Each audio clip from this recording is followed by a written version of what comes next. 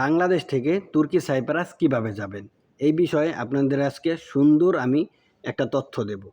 যারা দীর্ঘদিন ধরে তুর্কি সাইপ্রাস যাইতে চাইতেছেন, যাইতে পারতেছেন না, তাদের জন্য সুন্দর একটা তথ্য হচ্ছে আজকে আমি এই ভিডিওর মাধ্যমে আপনাদের সাথে শেয়ার করব।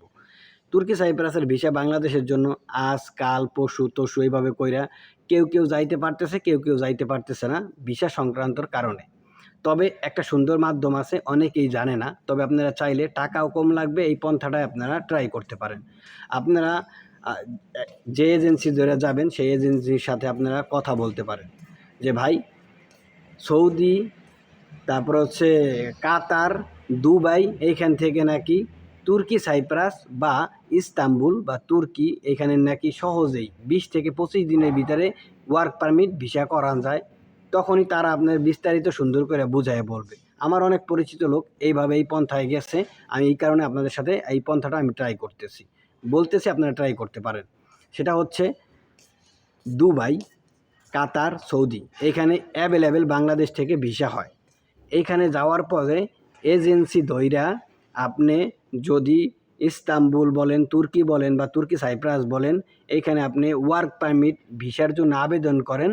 25 থেকে 20 দিন, সর্বোচ্চ 1 মাসের মধ্যে আপনারা ওয়ার্ক পারমিট ভিসায় আপনারা তুর্কি সাইপ্রাস বা ইস্তাম্বুল বা তুর্কি সাইপ্রাসে সহজেই যাইতে পারবেন।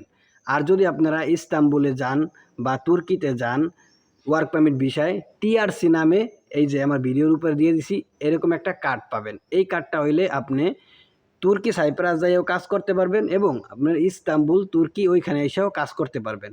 যেহেতু একটাই দেশ, মানে একটাই সরকার, দুইটা দেশ, একটা সরকার শাসন করে, দুই জায়গার টাকাই এক, অতএব সরকারও এক। তো আপনারা যারা দীর্ঘদিন ধরে যাইতে চাইতেছেন, সরাসরি বাংলাদেশ থেকে যদি তুর্কি সাইপ্রাসে যায়, বর্তমানে 6 থেকে 7 লাখ টাকা এজেন্সি হাতায় নেয় বা দালাল হাতায় নিয়ে যায়। তবে আপনি যদি গইরা যান, তবে আমার জানা মতে আপনার টাকাও কম লাগবে।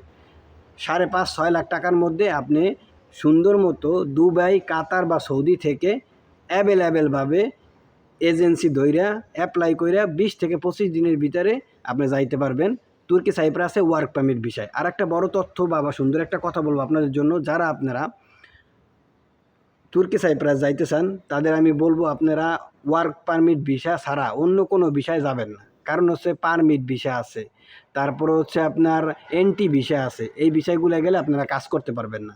যেহেতু আপনারা কাজ করতে যাবেন, সরাসরি ওয়ার্ক পারমিট ভিসা অ্যাপ্লাই করবেন। 20 থেকে 25 দিনের ভিতরে এই সৌদি, দুবাই, কাতার থেকে ভিসা হবে।